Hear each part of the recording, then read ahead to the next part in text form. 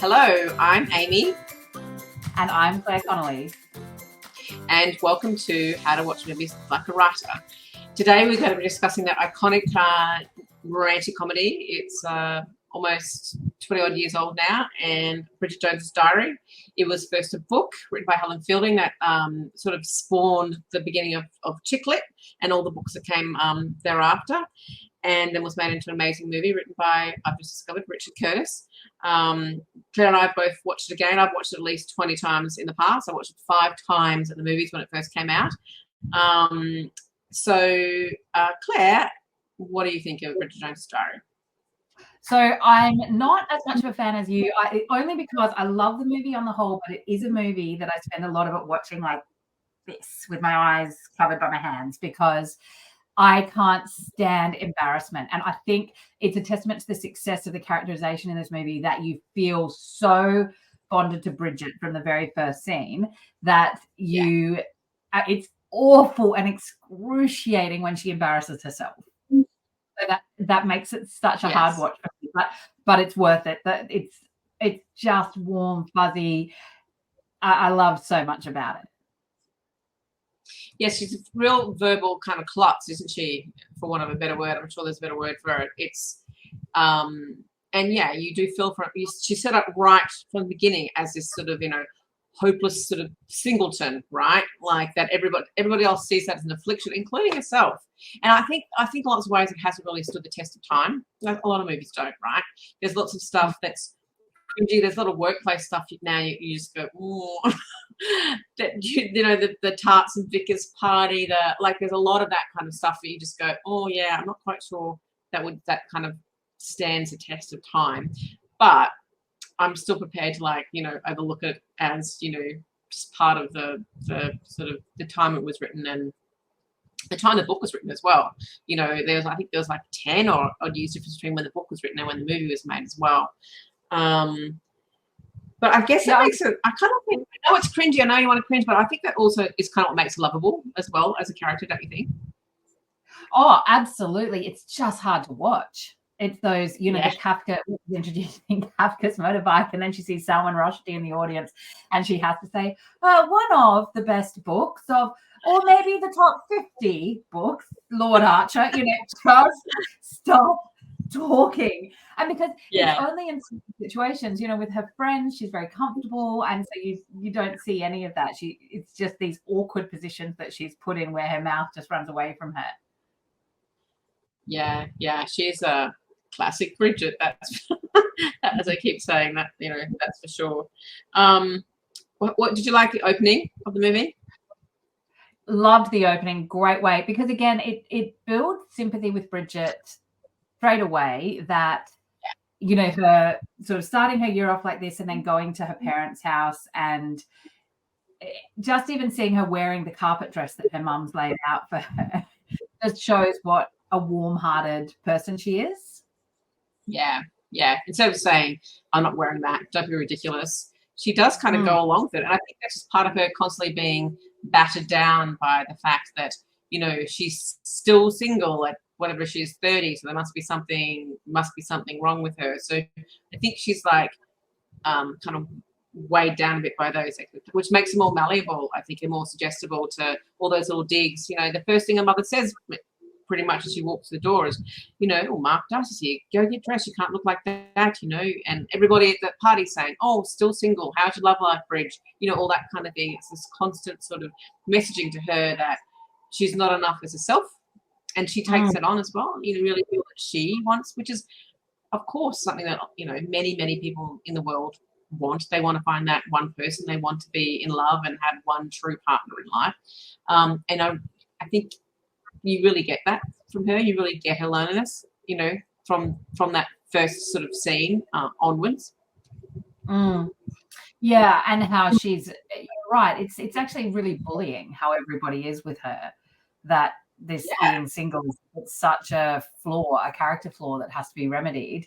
But I loved as well when her hypocrisy when Mark Darcy turns around and he's wearing the sweater and she judges him for it. Never mind that she's wearing the carpet dress, but she was such her likable self. And again, because it is very loosely based on Pride and Prejudice, and there is that aloofness to the Darcy character from the beginning of being, he's a real fish out of water in both versions. And so having him there just looking awkward, but he's there with his parents. I love that too, that they've both gone along to these parties that their parents are attending at that time of year. Yes, exactly. And I think that's the things that makes them likable, right? We talk about this in the course about, so Mark Darcy is a classic example. Like, he's aloof and he's a bit arrogant, and you know, all the things that might make him unlikable as a character. But he's at this party and he's wearing a stupid jumper that his mother knitted him. So instantly you go, okay, this is actually underneath all of that stuffiness. This is actually like a nice guy. This is a good guy, you know, like that's what we talk about with characterization. Sometimes you just need one little thing, one little flaw, one little, you know, foible that a character has and that really helps give them depth and give them roundness and give them this sort of three-dimensionality that doesn't come if you're just having like a cardboard cutout, stuffy, arrogant, you know, sort of lawyer, you know, high-class lawyer, or ditzy, verbally incontinent spinster. Like, you give them these little tiny parts of their character that makes them, you know, feel real and relatable. And just sympathetic. I often think that because I tend to write heroes who are a bit closed off and arrogant and have a bit going against them in the likability stakes initially. But if I can give them something to make them sympathetic, whether that's a prologue that shows them as children who are have in some way been hurt, or that they care for a younger sister who maybe has something that requires extra assistance, anything that can sort of show that human vulnerability to them, which they do so well with the Christmas sweater. And the fact he's a human rights lawyer. So he is that very stuffy. And we think from quite early on that he has done the wrong thing by Daniel Cleaver. And so we kind of are predisposed to judge him for that as well. So that, yes, he kind of the nice softening moments that they do help to still like him, even as we're learning those things about him. Yes, absolutely. Yeah. So what do you think, what are the tropes in this, in the movie? What do you think? I mean, love triangle, and it's interesting because there's definitely elements of Cinderella. However, it's more of an emotional Cinderella, and it's more that she does to herself. You know, she kind of has this she gets stronger and better as a person through the movie. Rather, it's not about a physical change really, because she makes the point that she's gained weight and this, that, and the other. But I felt that she came into her own more in terms of confidence. What about you? What did you pick as tropes? You struggled with that, actually. I also think there's a lot of it's not really friends to lovers. I guess they've known each other for a long time, like on and off. But it's a bit like love to hate, isn't it? Like, you know, they're not enemies really, but she kind of loves to hate him, doesn't she? Yeah. Like, he's kind of, certainly get most of it from her point of view, because obviously the movie's about her. So I feel like there's like the sort of rivals to lovers, or love to hate kind of trope running through it as well. Which they set up so well from that initial meeting, when he makes that very sort of snappy remark to his mum, which wasn't meant to be overheard, and she hears it and has to pull it together. And, you know, again, you see so much about her in that moment, that pride that she has and how used to being judged she is, and yet she doesn't make a scene, she doesn't cry, she just kind of delicious and walks off. And I think you see too, his reaction is one of mortification that he maybe has hurt her. But it definitely sets up the grounds for that mild enemies to lovers. And again, when Daniel Cleaver lies to her about the love triangle with Mark Darcy's wife, that also gives her a reason to hate him. Yes, that's right. Yes, yeah. And all through her diary, there are all these entries about how much she, you know, hates him and how she comments about him all the time.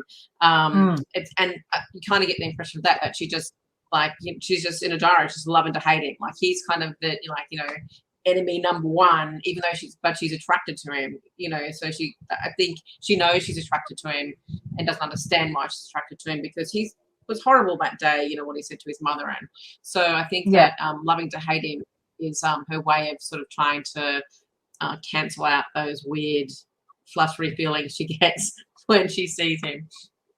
So quite interestingly, because you and I in a separate conversation were discussing the other day this sort of the idea of insta love, and I buy it so much more with Mark Darcy. You can really see how he would look at someone like Bridget, not in that first meeting, but the more he sees her and sees her with her friends, and even sees her after the Kafka introduction and kind of being herself with Daniel. He sees them from across the room. She's such a breath of fresh air from his normal life, even so different to his parents, different obviously to the people that he works with and the couples that he socializes with.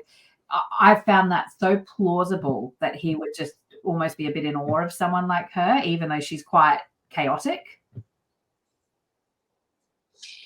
Yeah, but it's also not instant love, is it? Like, I think it's a much more gradual process. So you don't kind of get that. Neither of them have instant love for each other, do they? There's a very, not combative, but, you know, it is very rocky kind of a road for both of them. It's like 2 steps forward, 1 step back, kind of almost with them. Well, when do you think he starts? I think his feelings start to change a lot sooner for her. You know, I think he's jealous at the Kafka launch. Oh, when he sees Daniel go off with her, yes. I feel like it's the same for him. She has his feelings for him, and he has his feelings for her, but like they don't want to. It's too confusing for both of them, so they're not ever going to acknowledge them. There's lots of longing kind of looks, I think, in different scenes, sort of from both, you know, from both sides. I think. Well, obviously, you know, the scene where he's like, I love you just the way you are. I mean, I like you just the way you are, you know, after the dinner party is probably the moment where I think that's the moment he realizes that he has, you know, maybe not doesn't love her, but he certainly has feelings for them and he can actually verbalize them. I think you're right. She's a breath of fresh air. I think she intrigues him a lot. And the time where they're at the they go to that mini break together, her and Daniel Cleaver and Mark Darcy and his partner-in-law is there as well. You can see the longing looks even then, you know, when he's in the boat with the stuffy lawyer and they're over in the other boat, you know, with limericks and being loud and raucous. He's looking quite longingly at that, not necessarily even at Bridget, but almost as him thinking, oh, God, I wish I was just having that kind of life at the moment, not being here all stuffy and serious while I'm rowing a boat, but actually can have this ability to just be able to have a weekend off and relax. And that's what Bridget brings to his life. You're right. I think it's very, very, very different way of life for him. Very different woman, very different, you know, girl. And she's fun, and he's missing fun in his life. And I love at the dinner party too, how he comes to her, not exactly her defense, but when she's getting battered by all these married couples, and she says, tell me, is it 1 in 4 or 1 in 3 marriages that ends in divorce these days? And he immediately, 1 in 3, which is, you know, shows his cynicism for how quick he is to take her side and defend her, which I thought was very gallant. Yes. Yeah. You know what, maybe, now I'm thinking about it, maybe he falls in love with her during the interview when she's interviewing him. But he offers her the interview. So I think that the only reason for him to offer that is I think he's already has a soft spot for her, because that was a big deal. He gave no other interviews. Yeah, I think he definitely has a soft spot. I couldn't pick it either, but I think she's so fascinating to him. It's the second time they see each other at the Kafka launch. It is, isn't it? That's they meet each other at the Christmas party. That's the Kafka launch, and that's where perhaps he regrets what he said at Christmas at that point. Anyway, it's beautifully done, because there is a point in the movie where you're aware of him just looking at her, wanting the fun and laughter and silliness. Yeah. So then there's the there's the time of the mini break, they see each other again, and then there's the trial. Then there's a dinner party. The tarts and Vickers, that's right. Then there's a dinner party. Then there's the trial. I think because we just had the dinner party where he's told her he likes her just the way she is, and at the trial they run into each other. She's getting cigarettes. She says, "Oh, hello, you like me just the way I am," in her usual verbal diarrhea kind of a way. And then he gives an interview. So I think that's right. You're right. So of course, at the Tarts and Vicar party. Well, and she really showed her mettle there, didn't she? Like turning up in the bunny costume and staying. She didn't grab a coat or hide in the bushes. You know, she stayed, and that bloody Jeffrey, Uncle Jeffrey or whatever his name is, not telling her that the theme had changed. Yeah. What did you think about, like I kind of noted down that, and I because I'm watching this analytically for the first time, I hadn't really thought about it, but you get this real contrast with Bridget's life, right? So you get, because you have the subplot of her mother and her father who've been married for many, many years, their marriage being on the rocks, right? So you've got Bridget who can't get a man, you've got the older marriage on the rocks, and then you have this the scene where they're on the midi break and there's a wedding there that weekend, and her and Daniel Cleaver are having, like, you know, dirty sex up in the hotel room, and she's like, "Do you love me?" And he's kind of like trying to deny it, and then it cuts to downstairs. The bride and groom are dancing by themselves, you know, in the white dress and the suit, and I felt like the whole movie was making, kind of trying to make the contrast, and it was really, maybe it was just incidental, I don't know, but it felt like, because I was watching analytically, I was like,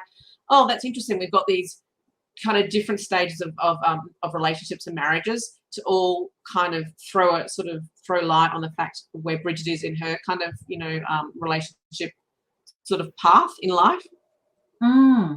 That's really interesting. And also how relationships change, you know, the idealism of a wedding contrasted to the reality of a long-term marriage, and the importance of being with the right partner. Which, so you know, I love triangle, and this is such a great love triangle because you kind of like both up until Daniel cheats, and even then he has such roguish charm, you can't quite bring yourself to hate him. Yeah, that's true. He's done the dirty on her. Even when he comes back to apologize, you know, at a party, you can see why she kind of almost kisses him, even though she's with Mark Darcy. They've had this great night, because he's so charming. He's such a rogue. There's that kind of thing about him that's he's that, you know, cute, angelic little boy that everybody just, you know, he's a total kind of like rat fink, but everybody thinks he gets away with murder because he's cute. Yes, that Mark Darcy cooking scene is so sexy. So sexy. That scene is, and maybe that's the moment that he falls in love with her, or they fall in love with each other. I don't know, because there's a lot of lingering eye contact there as well. The whole thing. Do you have eggs? He's calm. He makes jokes. He turns up on a doorstep. It's just it's romantic. It's a really romantic scene, I think, in a very non-romantic way. I think it's a very romantic scene. It's very romantic. You know, so in terms of writing that, like you say, it's those small things like the eyes that linger for a little bit longer and the hands that brush. And again, he's showing his heroic nature by showing up, by, you know, even though, you know, he's sort of putting himself out on a limb again for her, having told her that he liked her and not heard from her.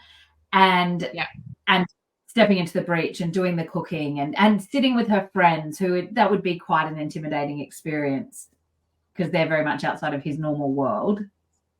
Yeah. I think that's the HEA guarantee that Ali talks about on our course, right, as well. Like in that scene, you see, you know, once the end, the happily ever after is there, and it's the end of the book or the end of the movie, in that scene, you know that whatever happens in their life, they're going to be okay, because he just sort of, it's those small everyday things, like there's a disaster in the kitchen, he just sweeps in and goes, it's okay, we can fix this, and he helps. You know that they're going to be okay because of that scene. That's the HEA guarantee, I reckon, in that scene. It's very true. And even down to the way he interacts with her friends, because Cleaver has cheated on her, there's no way those friends are going to be able to accept him. And her friends are so important to her. So even just seeing the way that Mark is with the friends is another part of that HEA guarantee, because it wouldn't feel like her life had to substantially change in any way once they were together. Yeah, that's very true, very true. Can I just quickly go back to that whole thing about the 3 different stages of relationship or marriage? I wanted to just make a comment about how we talk about in the course how every scene that you write, every word that you write, every sentence that you write, has to have a purpose. They can't be there for fluff or for filler. And those 3 scenes, that scene in particular, with the young married couple, having their first dance together, probably could have done without it, right? But it was clearly and obviously purposeful. I feel like, they were making comment about the different, the different parts of the relationship, as you said. So I just wanted to make, kind of draw that sort of line that it's important that you have scenes like that to show that sort of thing in books. And that's what we talk about, how don't fill your books with fluff when it comes to your scenes, but make them purposeful. And they were really purposeful choices. So make sure every scene that you have in a book is purposeful and serves a purpose. And that purpose was to show the kind of different stages of a relationship and where Bridget was in that continuum. And again, if you were writing that, you could, because it also really contrasts. Daniel is so dismissive in that scene, and Bridget is so vulnerable. And in order for a wedding / marriage to work and be effective, you need both people to be willing to put themselves on the line and be vulnerable and open-hearted. And Daniel clearly isn't that. And he leaves the next morning, freaks out. So if you were writing it, it would be the easiest thing in the world to have her reflecting on hearing the strains of music and wondering if it's the bride and groom that she'd seen having their photos taken earlier, or having the conversation or something akin to it happen as they walk into the hotel and there is a bride and groom caught in their own little bubble of a moment, having wedding photos taken in the rose garden or something. But you're right, the juxtaposition of those 2 sentiments is really striking. Yes, it is really striking, and really well done, really, really well done. But that, I guess, kind of leads to the whole black moment of the movie. I feel like the black moment of that movie is, I know that you have a slightly different opinion, or you feel that there's more than one black moment, is the moment when after the mini break, he leaves the next morning. He's supposed to stay for the Darts and Vickers party. He doesn't. He leaves, supposed to go home and work.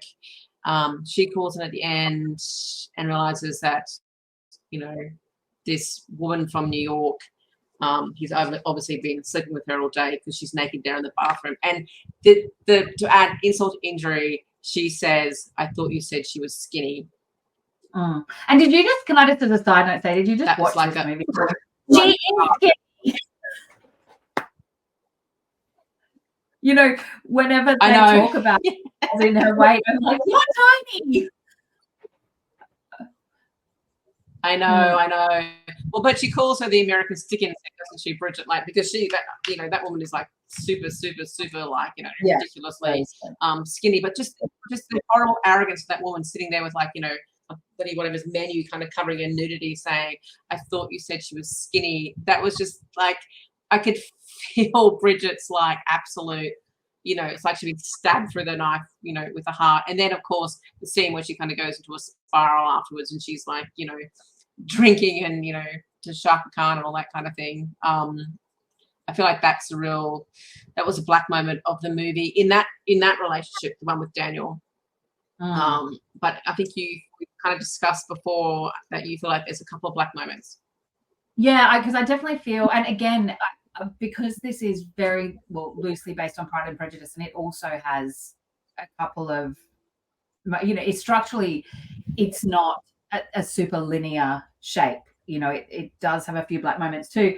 I definitely agree that for Bridget, that is a real low point. I think for me, the black point is after the fight, when Mark Darcy is, to all intents and purposes at that point, he's done. Because she at that point is still under the misapprehension that he stole Daniel's fiance, And yeah. she therefore thinks he's being incredibly unkind to this man that he wronged badly. So she sort of defends Daniel. He can't go through this again, the love triangle with Daniel, so he leaves. And Daniel offers her such a watered down version of what she wants. But again, that's that sort of that Cinderella change that she's had, that she's got the strength to say that's not enough for me. That she's, she really, her appreciation of her self-worth is more visible there than it is at the beginning, where she's willing to flirt with the office cad. And I feel like after that, it is a real hope is lost moment. And yet at the same time, there's also this sense of her rebuilding herself regardless. Almost like she's come to realize she doesn't understand that her happiness isn't going to hinge on that. And so it's just about her. It's quite by chance that she learns the truth about Darcy and Daniel. At the party, like a year on, she finds out. Yeah, and that is another excruciating that she makes there. I know, right? Another, it's terrible.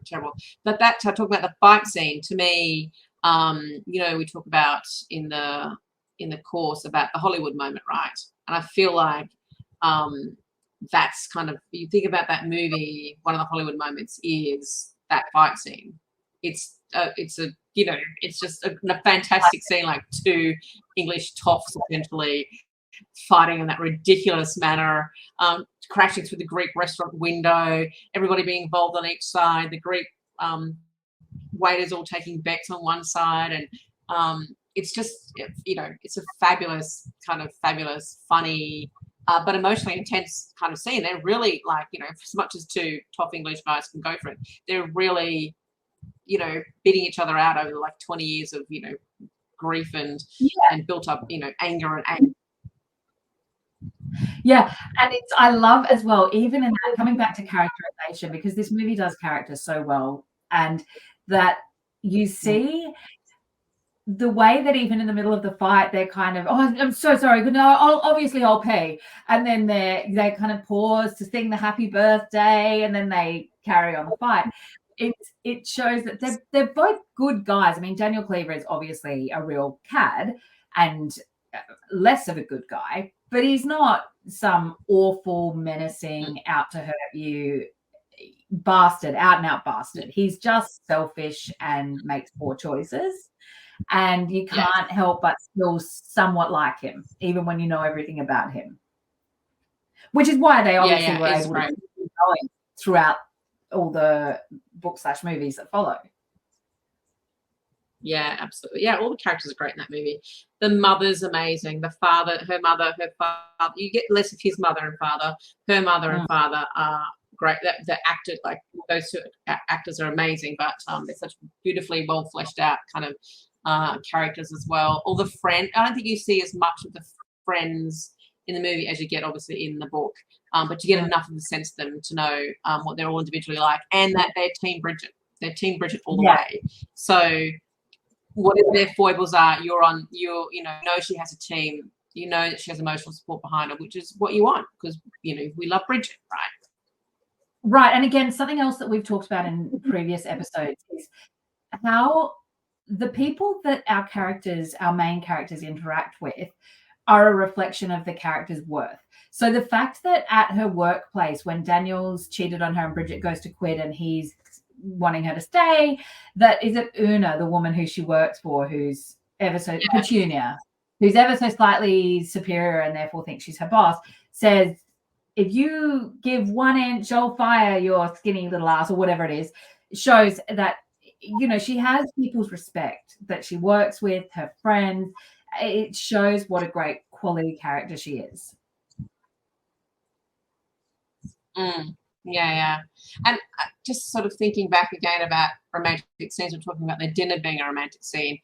I think the interviews are a romantic scene as well. The interview that she does, like she's flirting with Mark Darcy the entire time really through the interview, isn't she? It's such a great, he's looking at her with like, that kind of look in his eyes. She's flirting with him. She's kind of flirting with the guy, and like really talking about Agana Heaney, their relationship as well. It's really, that kind of gets me a bit swoony as well. It's such a lovely, lovely scene. Romantic. Same. And because, again, it shows the complete contrast. It shows she's happy in her own skin, really, because she goes there. She doesn't try to be some stuffy current affairs journalist getting at the heart of the story. She takes it like the equivalent of a Sun interview or something, where she said, "Tell me, did you know that you fancied him from the beginning?" And how she signs off with a bit of a crush, actually. You know, it's just classic Bridget. Yes.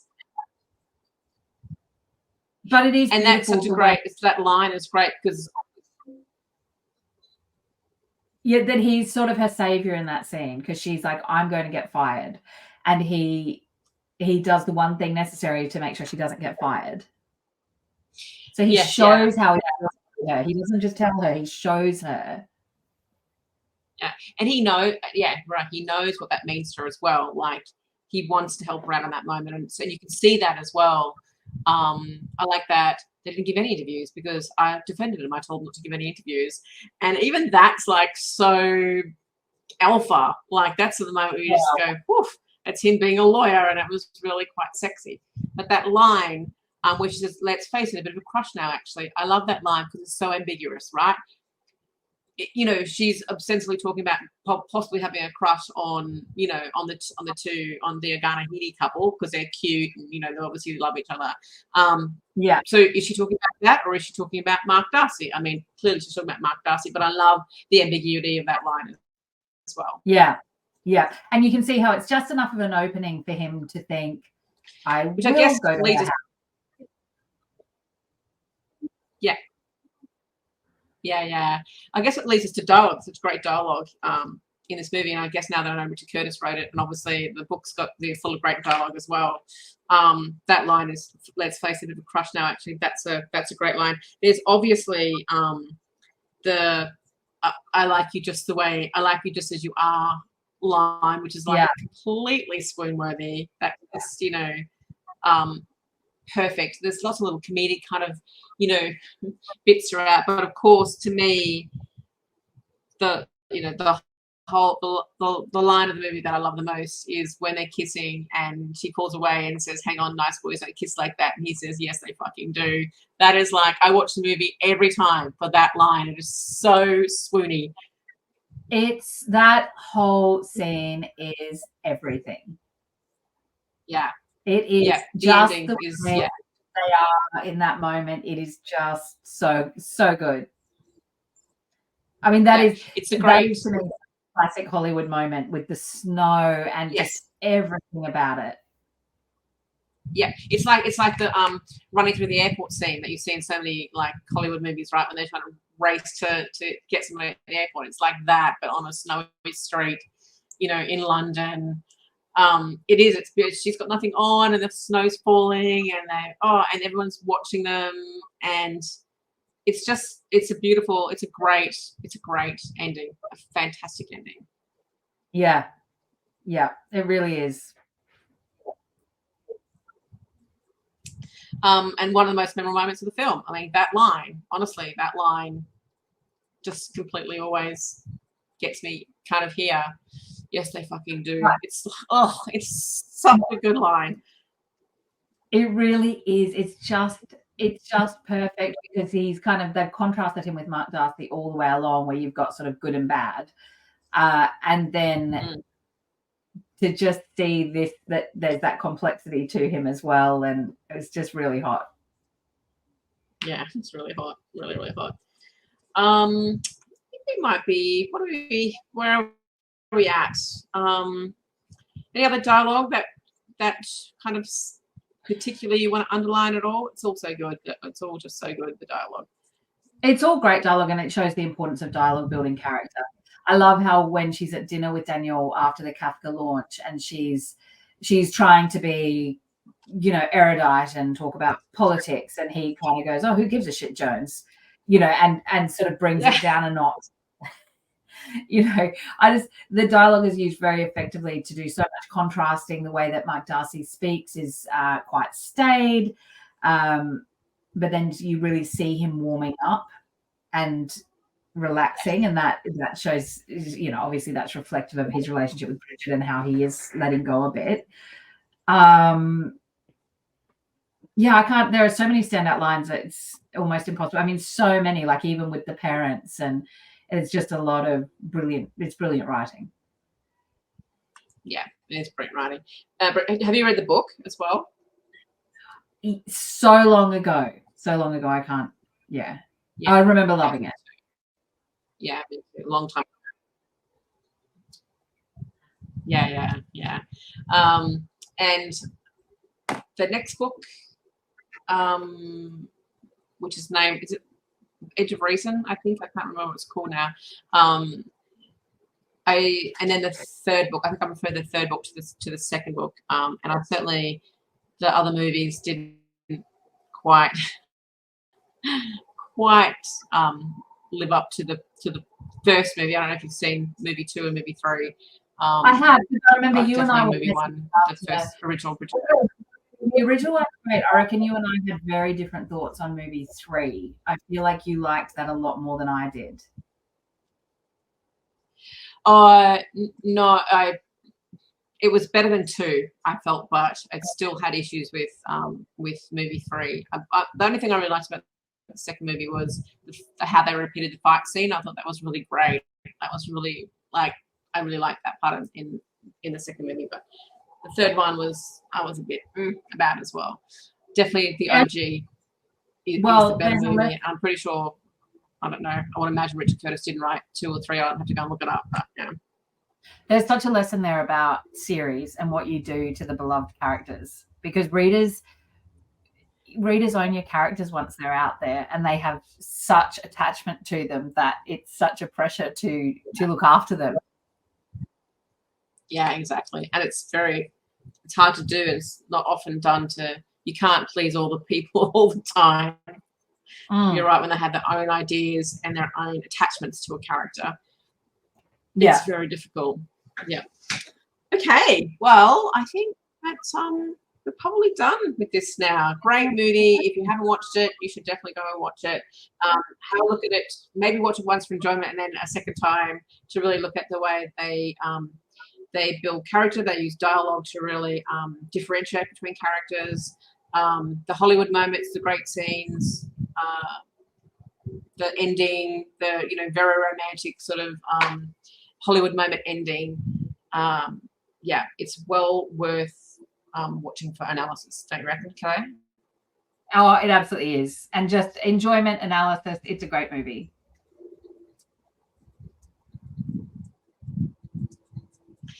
All right. I think we're done. We're done. Thank you guys so much for watching and listening. We will be back with another episode soon. Okay. Bye now.